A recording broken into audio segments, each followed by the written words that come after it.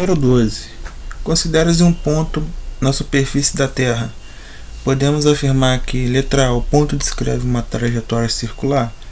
Verdade, ele descreve uma trajetória circular. A gente pode ver na animação aqui que quando você adota o eixo da Terra, um ponto que está parado nela está fazendo uma trajetória circular. A Terra tem dois movimentos, rotação e translação.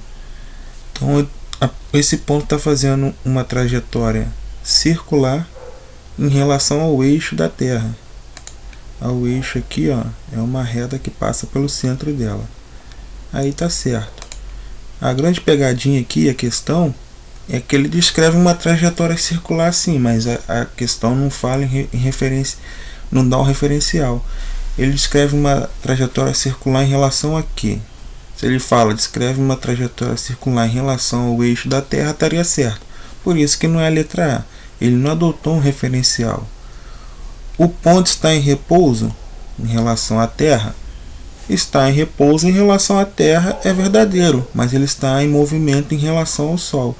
Então não é a letra B, porque o ponto, ao mesmo tempo que está em repouso, está em movimento em relação ao Sol e não foi adotado um referencial.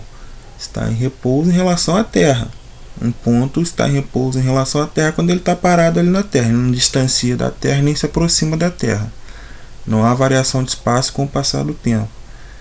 Mas em relação ao Sol está em movimento. Então não é a letra B, porque aí tem meia questão. Faltou adotar o referencial.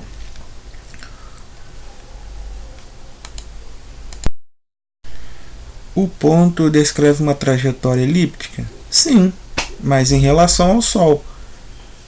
Em relação ao Sol ele descreve, mas não foi adotado um referencial. Lá, um ponto na Terra, fixado na Terra, está fazendo o mesmo movimento que a Terra. Então ele faz uma trajetória elíptica em relação ao Sol. Como aqui não foi adotado um referencial, então não é essa a questão. Um ponto descreve uma trajetória elíptica, mas ele não fala em relação a quê? Pode sim descrever uma trajetória elíptica, pode estar em repouso, está fazendo tudo ao mesmo tempo. Está em repouso em relação à Terra, está fazendo um movimento circular em relação ao eixo da Terra, está fazendo um movimento elíptico em relação ao Sol.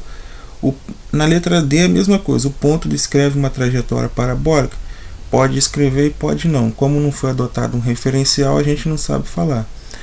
E a letra E, a trajetória descrita depende do referencial adotado. Letra E é a questão. Certinho aí.